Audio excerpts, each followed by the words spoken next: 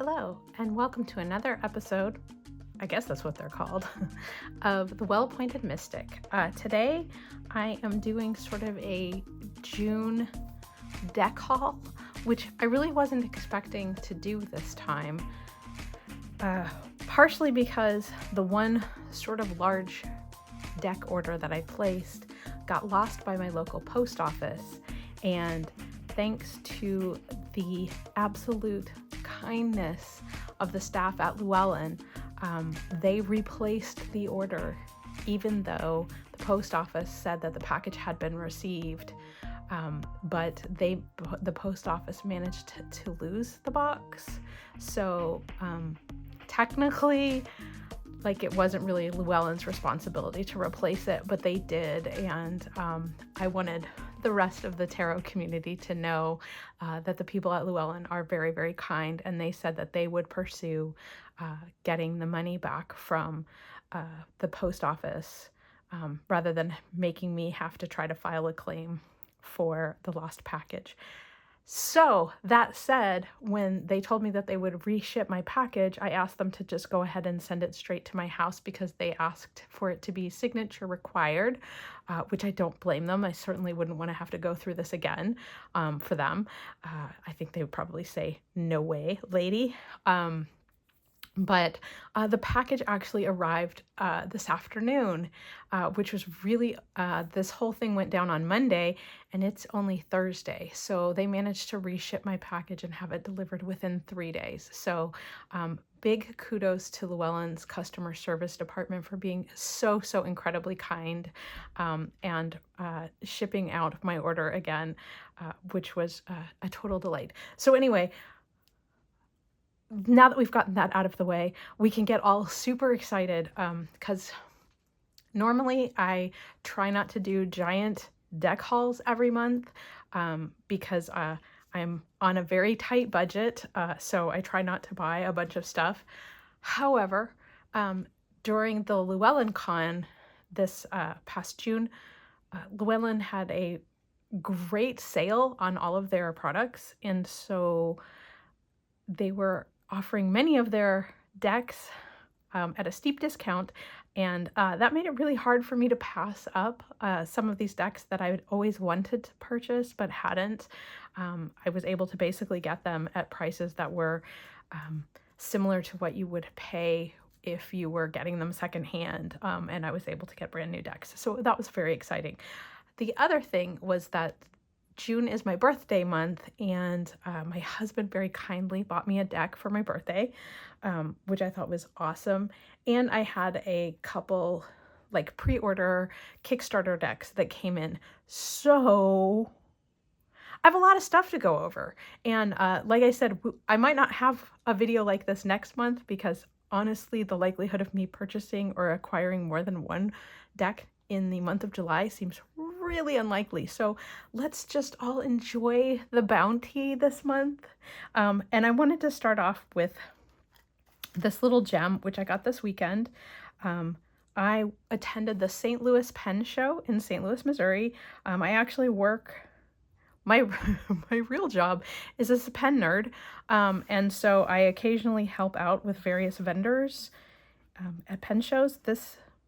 For the St. Louis show, I worked with Drum Ghouls, which is a shop out of Houston, Texas. If you live anywhere near Houston, I highly recommend visiting their shop. They are incredibly nice people, but I get to work for them whenever I'm at a pen show. I also have often worked for a shop called Van S Pens. That being said, there's often lots of other vendors at pen shows that are super fun to check out, and in this case, I visited the shop called Notegeist, and I will put links in the description box so that if you are interested. But this is the Unemployed Philosophers Guild like canvas bag. It's got these lovely details, like a little pull tab. And this is their alchemy bag, and it's stamped at the bottom there. But it has all these alchemical symbols on it. And honestly, it was very challenging to pass this up. So anyway, so I got this. Lovely zipper case. I'm not entirely sure what I'm going to do with it. There's even a little pocket on the inside, and the bag is lined. So it was quite nice for about $14. And then I also acquired yet another in a long line of vintage Lady Schaefer fountain pens, which I have been collecting for years. And honestly, the joke here is that I already have this pen in another, but whenever I find them, I collect them. They have the most beautiful sort of wrapped nibs. This one's got a little dirt on it, but it should clean up really nicely. These pens still take a standard Schaefer cartridge. There were converters made for them years and years and years ago. They're hard to get, their converters. So I usually just use one of their cartridges and refill it when it runs out of ink. But yeah, so this is known as the Lady Schaefer Scriptsert. And I don't know if you can see, but there is this lovely detail that looks kind of like fishnet. It's gold and white. They have model numbers. They're like 1, 2, 3, 4. But I can never remember what any of them are. So this one tends to get called the fishnet. But anyway, oh, and I forgot one other thing. Hold, please. Voila. What I forgot was that there was also a wand maker at the pen show. Yes, found pen shows, not just for pen nerds. They're also for nerds like me. But anyway, so this is a beautiful handcrafted wand. It has thread wrapped around the handle, and just, it called to me. I had to have it. I will put a link to the maker. He's told me he does a lot of different shows all over hello, we have cat visitors. So yeah, he does shows all over the US, particularly sort of the South and the Midwest, and will be around and about, particularly through the fall. And apparently Pepper likes it too. Bibbidi bobbidi boop.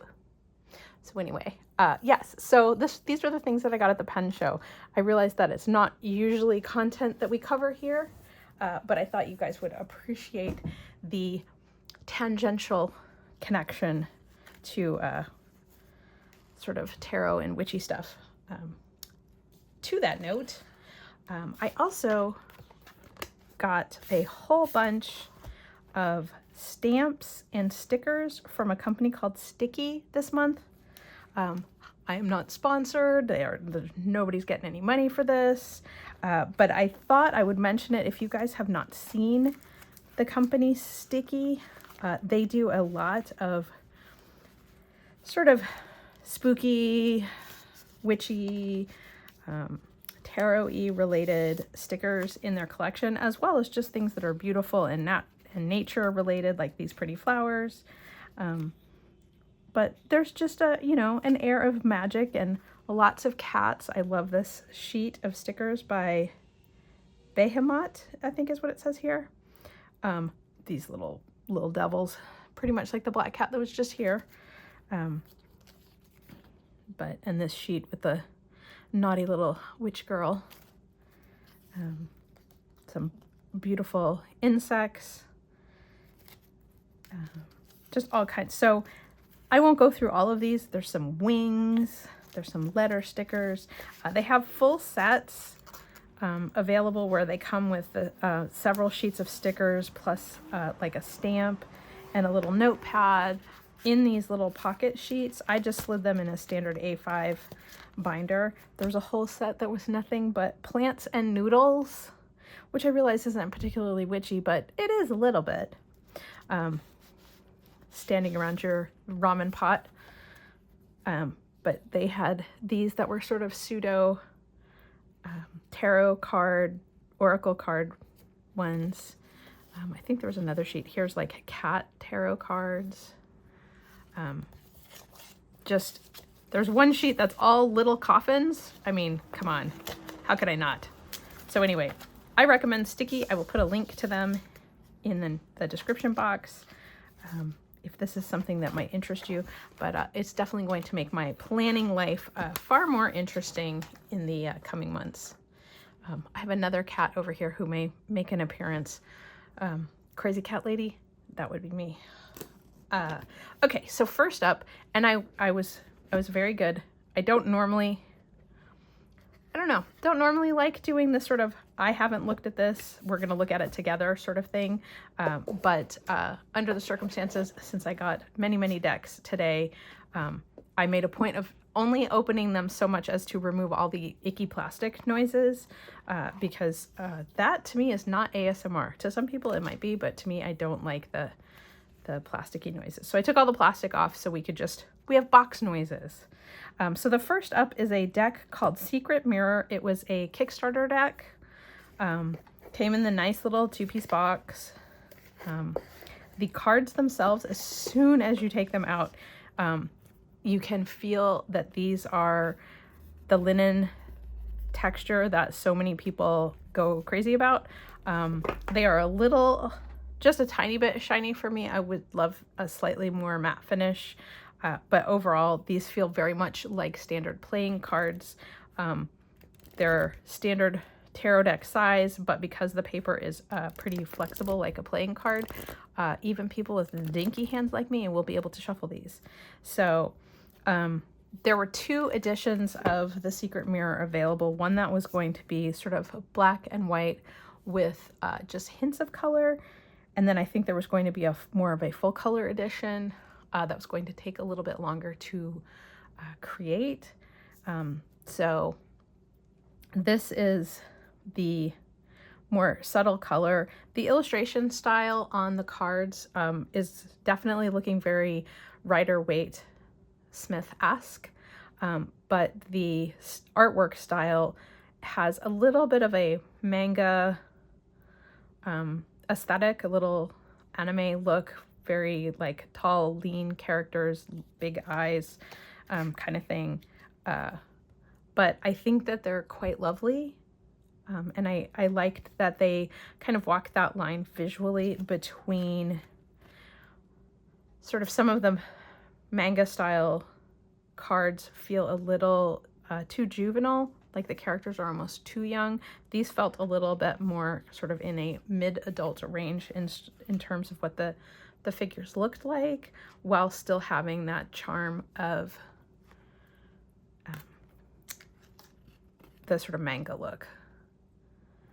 There's lots of lovely illustrative details while keeping with sort of your traditional RWS feel. I'm going to have to pause for a minute. I have a cat barfing. I'll be right back. As I was saying, so these to me feel very manga, but not too juvenile. Some of them feel a little young. These 2 figures in the Lovers card seem a little young to me. Can I get that to focus? But overall, I think that I like the artwork style. It's sweet without being too childish, I think. So overall, I think this is going to be a fun deck to play with. I won't go through the entire deck. We're going to cut to the chase. Let's look at the a couple of minors. So they are fully illustrated RWS style minors. Look at the detail on her shawl. It's just quite lovely. So I think that there's real, like, I think these will be fun to use. I like the artwork style. The cards are nice and flexy. The backs are pretty. Looks like you could use them either way. So if you do read reversals, that is an option. I can do longer, more in-depth walkthroughs of any of these decks if you all want me to. But I won't. If I go through all of these decks, we'll be here until like the cows come home. So anyway, that is the Secret Mirror. Nowhere on the packaging does it say the artist or the creator of this deck. I feel like that was a miss on their part. I realized that this was a Kickstarter deck, but credit where credit is due. I would like to be able to know who the artist was. I think I even looked in the booklet, and there's short card meanings. The type is very tiny, but since this is a very RWS deck, if you are familiar with reading RWS, I don't think that you will really need a lot of to refer to this much, but it's nice to have it just in case you freeze up at any point. But anyway, yeah, so again, I'll put a link to the Kickstarter that will have the information about the artist. Apologies, I can't remember the artist's name, but yeah, Secret Mirror. Okay, the next one. So this was my birthday present from my husband. He got me the Dirt Gems, and I have flipped through this one a little bit, just because I've had it for several weeks now, and I think I would have lost my mind if I didn't open it up. When I first saw this deck, I wasn't sure if it was going to be something that appealed to me visually. I do like that it's a box in a box sort of treatment, although probably at some point mine will lose both boxes and go into some sort of bag. I absolutely love the back of these cards. I know that that's not really why we fall in love with our decks, but they're really pretty. I do like the gold painted edges. It's not foil, it's just a metallic gold, so softer. And then the cards themselves are they're kind of a combination, I think, of a watercolor look as well as a bit of a almost like cut paper. There's just like a little bit of naivete to the edging. There's a little bit of colored pencil work in here too. And they're all mostly on these black backgrounds. Some have, I think it's based on, so these symbols here relate to basically what are the suits. So kind of an earth, air, fire, water kind of vibe. I know a lot of people have talked about not liking this grouping that is all black and white, but I flippin' love it. Love it, love it, love it. I think they're so pretty. They have the name of the plant at the bottom of each card, but no keywords. So there is a little bit of if you are not familiar with a lot of these plants for whatever reason, some of them I recognize, but maybe wouldn't have a quick association in my own head. So I will have to rely a bit on the guidebook. And it's an interesting guidebook. I have several other decks that involve nature, plants. I really enjoy them. I don't live in a place that has a real diverse natural world. I live in the Midwest in this city. So, we have grass and the trees that were planted to make the neighborhoods look nice. So oftentimes wild herbs and plants are just not things that I see around here. So I enjoy having them in a deck, just so that I can have some connection to these other, plants that if I didn't plant them myself, and I'm not a very good gardener, I wouldn't ever get to see. So many people have talked about this deck already, so I won't belabor the point. But each card has a page of detail about it, and a little key phrase underneath. So the black and white section is the adrift suit, and the element is air. So it's basically the air suit, which I think the black and white makes sense. And I feel like once I sort of read that, I was like, okay, there's a real logic behind this. The section that feels very blue is then immediately you're like, I bet that's the water. Yes, and they call it the afloat. And then the first suit, I believe, was fire, and it was ablaze. And then the last one was amidst, which is earth, and they use the rainbow in pretty much every single card. So I thought that was a really nice touch. Their descriptions for some of them are a little bit different, and also included plants that I haven't seen in a lot of other decks, like dogwood, which I grew up in the South, so dogwood is something that I'm sort of very attached to, because it is such a part of the Southern, particularly I lived in a place where they would have a dogwood festival every year. So it was just, it's kind of a meaningful plant. So it's really nice to actually have a deck that includes that. I love dandelions. So there's just some really nice details in here, and I think it's going to be fun to work with this deck. I'm curious what I end up pairing it with, because I think that will, for me, be the biggest challenge, because aesthetically this deck is very different from most of the things that I have accumulated. So, okay, what's next? Okay, I'm gonna save that one. Let's talk about a few of the decks that I picked up from Llewellyn. I got about 5 decks, I think. I got 5 decks. Yeah, I feel crazy. I feel like a crazy person. That was like probably way too much, but they were on sale, and hopefully this will give me many decks to work with over the next few months. But these were 2 of them. I put these out because they're about the same size. These are both from Lo Scarabeo via Llewellyn. This is the Tera Muka, which is a deck that's been around for a while. Let's see, is there a date on here? I don't think there is. But the artists, somewhere I saw the artist's name.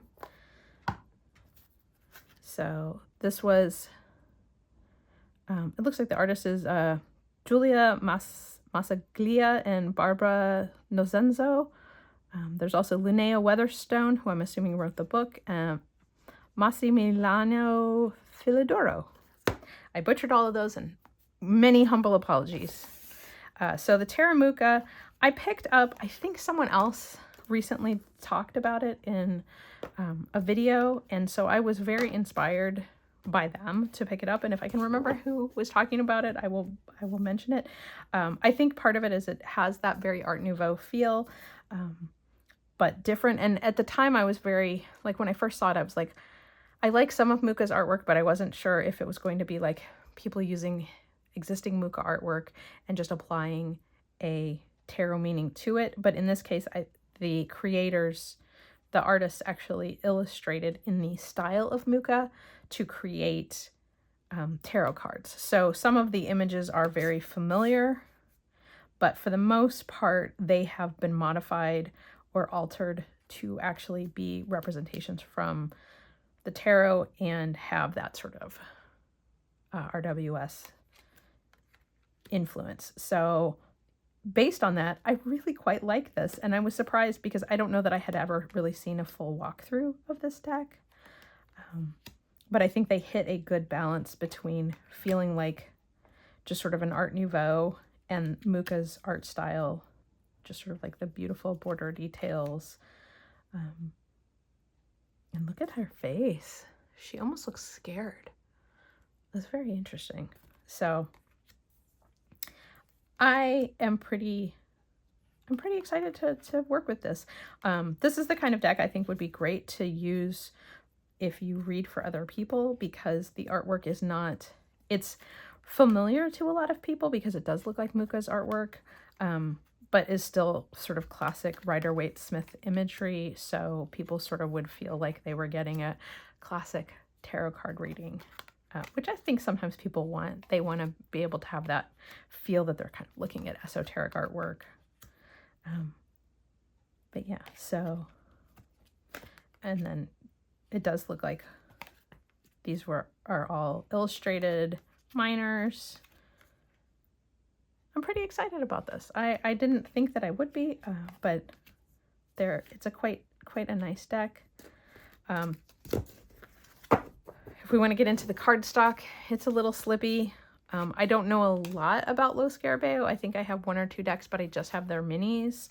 So this is a little slick. I do like that there's a real color differentiation between the various suits. I feel like that'll help with reading. I don't know. So it was something that I wasn't sure I was going to love, but I like it. I think it's going to be a nice deck. Nice to have around. Stupid box. I'm just going to say it right now. This is so hard to get off. But at least it's not falling out of the bottom. So on a scale of 1 being the best box, or 10 being the best box you can imagine, and 1 being those boxes where everything falls out of the bottom, or a tuck box, whichever one bothers you more, I'd give this like a 3. A newer deck is the Under the Oak Tarot. I had seen that this was fairly new. This is actually easier to open. They made this weird top section a little bit longer, and it's a little bit easier to open. So just so you know, getting better there, Lo Scarabeo. This cardstock compared with a Muka is much more matte. So if generally speaking, you are not a fan of the glossy, this has a matte finish, and it also has looks like foil edges. They are a little, the edges, the foil makes them a little pokey. I think all the cats are going to come visit us today. I hear more on the way. Get. She's not. No. Okay, there we go. So from what I understand, and again, you and I are looking at these together for the first time, that there is a story that goes along with this.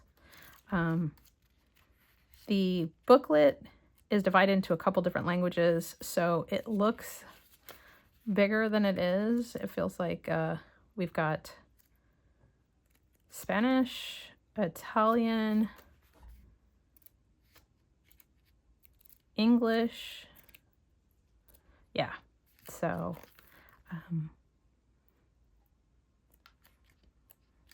but yeah, so there's not a ton of information. It's a truly unique deck that delves into the realm of dreams and the art of turning them into reality. As we embark on this journey, the querent accompanies Anima, a visually impaired child, through a magical fairy tale island blooming with rich green, flourishing vegetation. This mystical landscape is dominated by a majestic oak tree and inhabited by by mythical and mysterious creatures and gods. Much like Anima, we are presented with the opportunity to develop a second sight along our path, gaining deeper insights into ourselves and unlocking untapped potential. Well, that's interesting. There's symbolism from Celtic, Norse, Basque, and Greek inspiration. So it seems like I wasn't expecting to like the concept behind this deck, but I think it's very interesting. This idea that there's a bit of storytelling through the deck as this character Anima walks through. And I feel like this is a little similar to what was attempted with the Witches Academy deck, where it was a story of the character going through her wizard journey or witch's journey. So just looking at these, it looks like, again, and we think of this already, but the characters that the Fool meets along the way. Ooh, look at that. The tree is touching the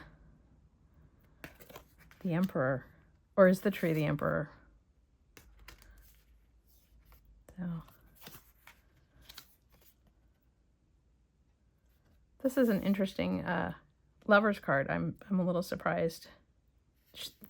Anima is walking through this gateway. So, and these are more statues, look more like statues than sort of the traditional lovers. So, and then the peacock instead of an angel. That's a nice, I really like these. They're really pretty. I really like the illustration style. There's a real sweetness to it.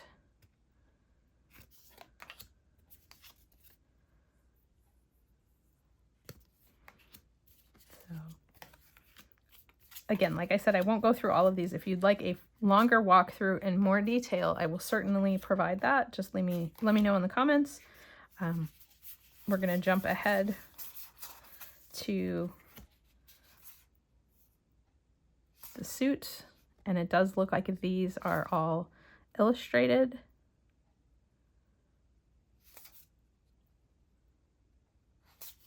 They're really pretty.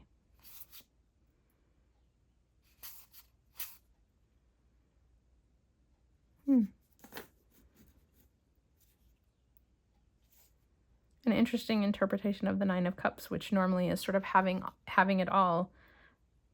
But looking here, she's looking into the basin and sort of dreaming of having sight, I guess. So just, I don't know how I'm going to end up using this deck. It almost seems like it might be great for storytelling or just for idea prompts kind of thing. I don't know if I would use it as a traditional tarot. Look at these mice. They're wonderful. So, yeah. Surprisingly pleasing deck. I'm really excited about using it. And I do like the cardstock does feel really good. I don't know if the edging will bother me. Nah, I don't think it will.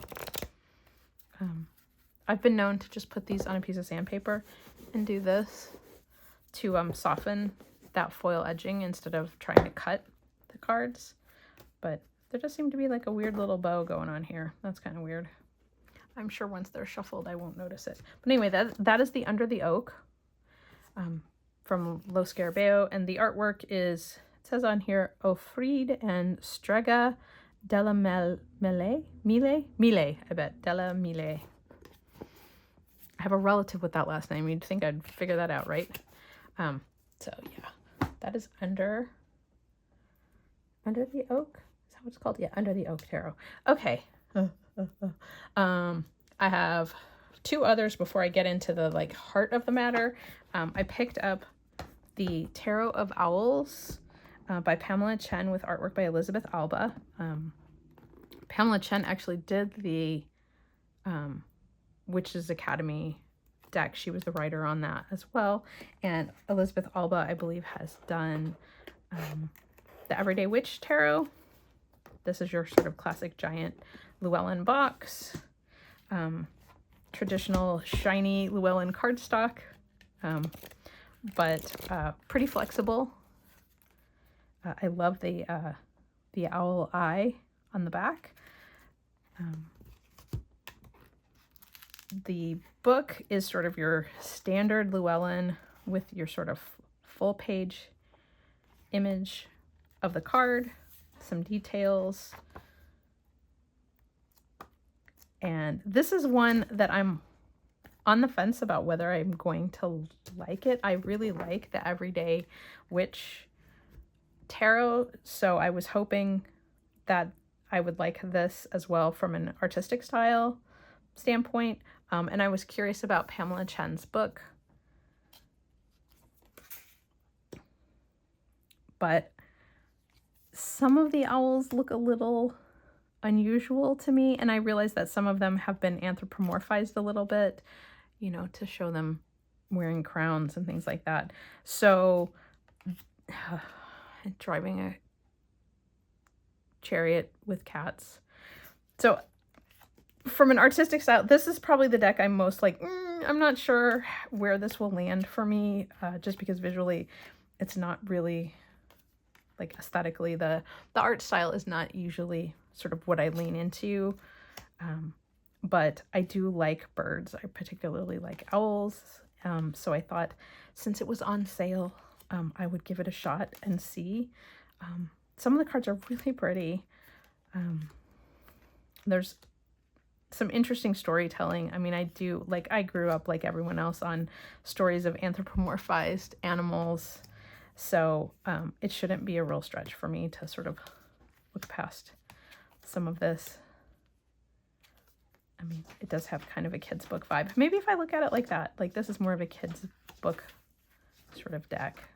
And it might be a good way to read with kids. You know, owls maybe not as scary as, you know, seeing people stabbed with swords and what have you. No, in this case, the bird is definitely stabbed with swords. So some of it, the imagery may be a little rough, but I think overall, we will see. I'm feeling better about it the longer I flip through it, so I won't make you sit with me through the entire deck. Okay, this is going to lead into sort of the bulk of my the decks that I purchased, which this is the Flower Oracle, which was created by the same people that did the Mushroom Oracle. It was Broccoli Magazine. You will see in a second what I mean. So the back of these Oracle cards have a foil stamp. The edges are plain. And then what I discovered, I did flip through this one just briefly, but the guidebook and the cards are divided up into suits of some sort. So they have the flower suit, and then they have the pollinators, and then the flower people, like a botanist, a florist, a gardener, a perfumer, I can't talk today, perfumer, poet, and preserver. So really interesting. I think these cards are freaking gorgeous. This is, when I say that I wasn't sure whether dirt gems was going to be my aesthetic, because this is sort of my aesthetic here. But we have different plants, and then they're on these beautiful paintings. It's just a lovely collage work. Beautiful little details. I mean, on the daffodil, one of the things it says is patience, and there's a little snail. I mean, I just love these. They're so pretty. So I am looking forward to working with these. I have a feeling that these will pair beautifully with a lot of my sort of go-to decks. I'm thinking of Tarot of Mystical Moments is probably the first one I would pair this with. But yes, so I'm very excited about these. And this leads into the big collection, which is for the month of July. I really wanted to delve into sort of a sea and ocean vibe for my monthly deck study. Each month I pick one tarot deck, and I use it for the entire month to do my daily draws, and I combine it with an oracle deck as well. And so I didn't have anything, so thanks to the Llewellyn sale and Broccoli Magazine, I was able to acquire 3 ocean mermaid themed decks. So I'm pretty excited about that. So first off, we have, I'm going to move these others out of the way for a second. We have the Seashell Oracle, which came from Broccoli.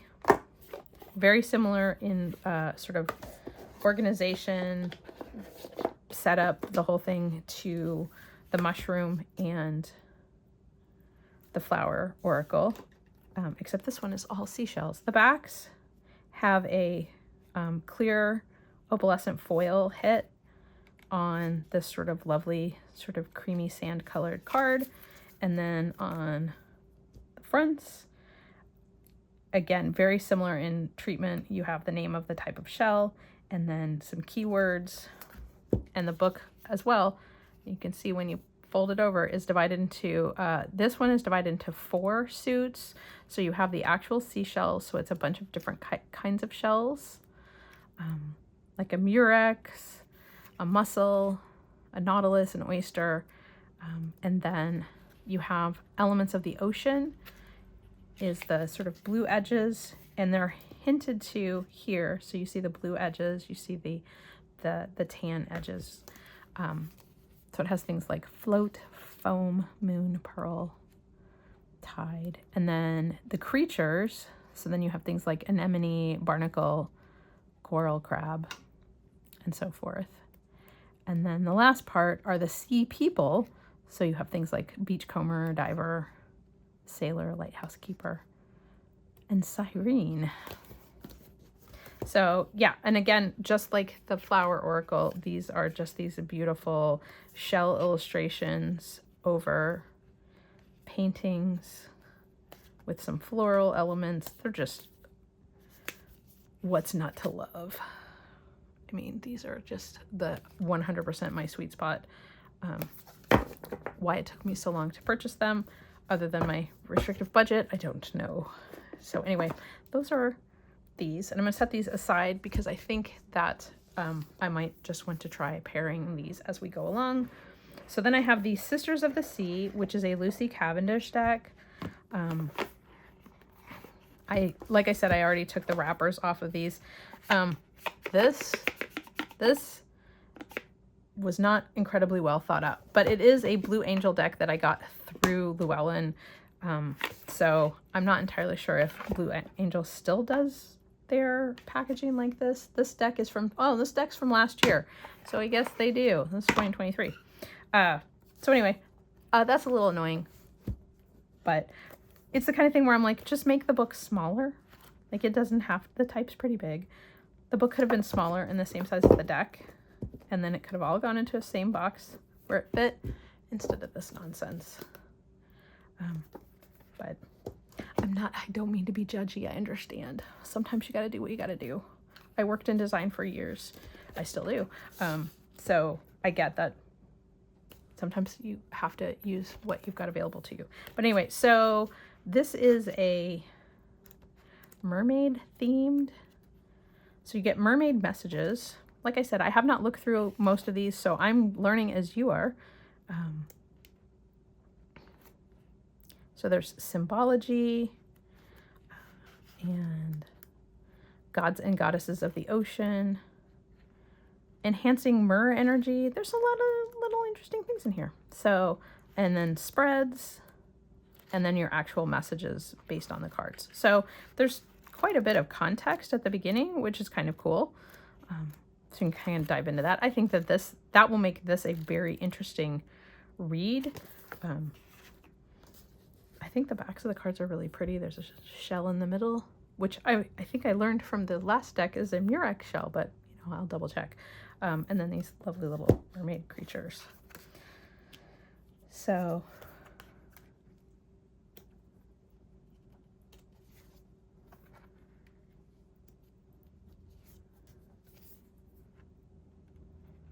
there's just a keyword at the bottom and the image, so definitely going to have to sort of dive into the guidebook. Some of these, like this one says the next part of your journey, camouflage, sea spirit's message, responsibility. I'd be curious to see how these work with a tarot deck as a, you know, an energy card or a wrap-up message.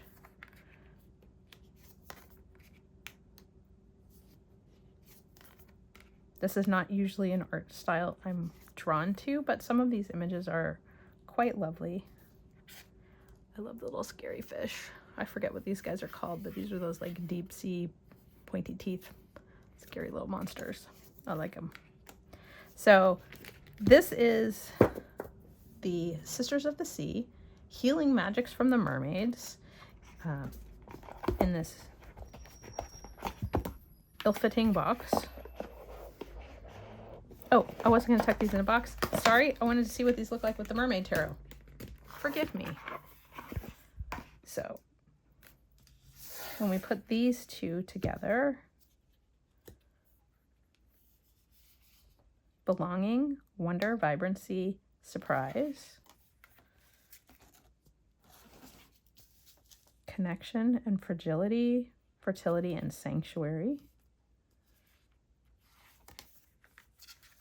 the gift of the pearl, the clam, happiness, humility, and quietude. I think I like them better when I put them with something else where you're getting a bigger message. So the mermaid's familiar with prosperity, protection, and trade. And these are just in order. Like I didn't shuffle these or anything, but I'm already getting sort of a sense of building a story or building a message, respect and desire, singularity and fame.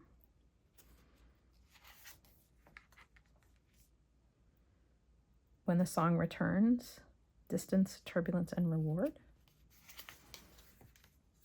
So yeah, like I said, I think I'm inclined to like these better once they're hanging with something that has a little bit more in the way of keywords.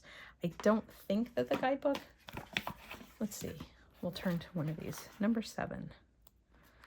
So it doesn't specifically include keywords. There's just like a message. So that's interesting. Okay.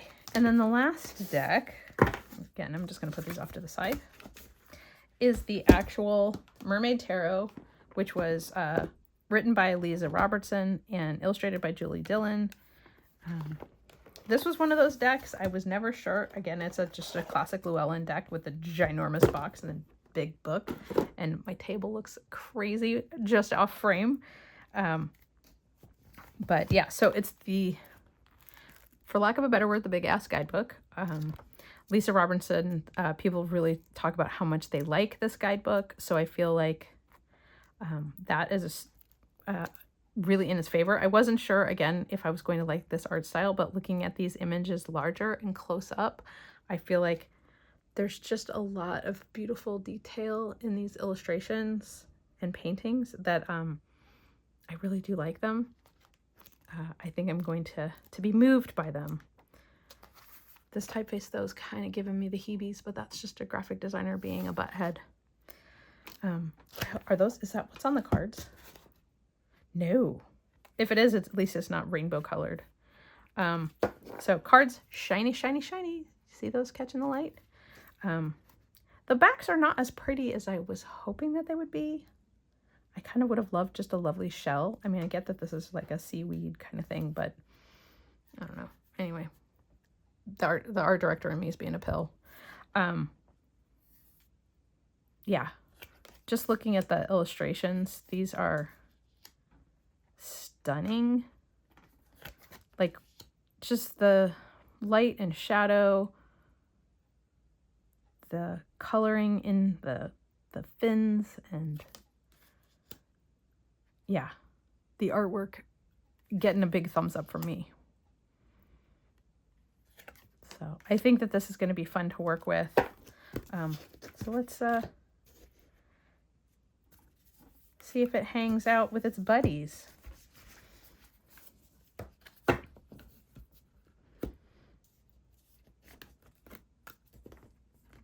We got to do it, right? We got to put the big deck in the middle so it just all feels like balanced. But, all right, let's do it this way. Split this in half.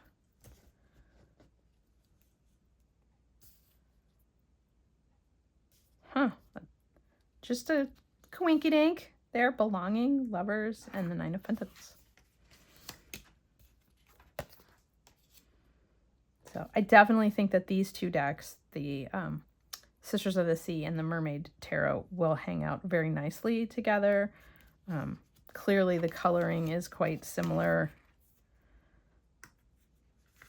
And while stylistically they're a little bit different, I think that there's a real cohesive vibe. I can get all my watery mermaid energy going here. Very cool. I think this will work. I think this will work. I still have to decide if I'm going to use that one or the seashell as my go-to. I'm going to be a nice person and actually shuffle up the Seashell Oracle. Just kind of mix them up. Of all the ASMR, I don't mind shuffling. I find it very appealing when I hear other people shuffle, so I hope it's not bothering anybody. Okay, I'm going to set that in the middle. The lentil trap. Oh, I think I found my winner. The Queen of Pentacles, the Wheel of Fortune, and the Queen Conch. Yeah. I think these guys are going to hang out. I might use the Sisters of the Sea here and there, but I think that this elevates the Mermaid Tarot and in a way, like sea glass. Oh, this is so pretty. Time, Healing, and Fortune. With the King of Pentacles. Yes. This is what I wanted. I'm very excited now. Yay for July, my mermaid month. So I think that's, oh wait, that's not everything. I did buy one other thing. It is a book, and it was because I actually attended one of the Llewellyn Con presentations that was done by Karina Mueller and Lana Gendlin, talking about pendulums, which is something that I've always wanted to try. And I've read things here and there about them, and people say, it's not very difficult to pick it up and get involved in it. But these two ladies were just so incredibly enthusiastic about it and how it really changed their life, that they even did like a little demo in their presentation. And I believe the presentation is on Llewellyn's YouTube channel, so you can watch it and get as excited as I did. But yeah, so I picked up their book, and they talked, you know, part of the deal is these two women actually make pendulums as well. So it was one of those things where the more they got into pendulums in using them, the more they decided that it would be fun to make them. So some of the stuff that's in here, carrying and using, how to pick a pendulum. So for the exercise that they did in their presentation, they were basically like, you can use a necklace as your pendulum, you know, if it has a charm on it. And that was actually what I did. And that was really exciting. They basically talked about how with pendulums, it just needs to be something that's meaningful to you, which is why we often find a beautiful crystal pendulum or something like that to use. And yeah, so it's not a big book. It looks like it's only about 150 pages, but I feel like it's a good jumping off point, and I'm looking forward to giving it a try. So that is all of the stuff I acquired, and there was a lot of it. Most of it's not in the boxes anymore because I made a big old mess. But yeah, so there's a ton of decks, and I'll put links to all of them in the notes, in the description. I mean, we can go all the way back here to our original Secret Mirror, which was the first deck I showed. My mermaid decks, there's just a ton. And it was really fun to go through all of this with you. And let me know, do you theme out your months? Do you do anything like this where you match a deck theme? This is really the first time I've done it intentionally. I think I do find that I like things with florals and herbs, so I'm often combining those decks, but this is the first time I made a point of I wanted a Mermaid Tarot and a Mermaid or Sea Oracle to combine and have a very oceany vibe July. So anyway, thank you so much for watching. I will be back again next week. I think next week will be, I'm not sure, deck pairings? Let me know. What do you want to see? Maybe a bigger walkthrough of one of these decks if there's something in particular you would like to see more of. But anyway, thanks so much for watching. Do all those things that make YouTube happy, like subscribe, leave a comment. Actually, the comments are for me. I don't care what YouTube thinks.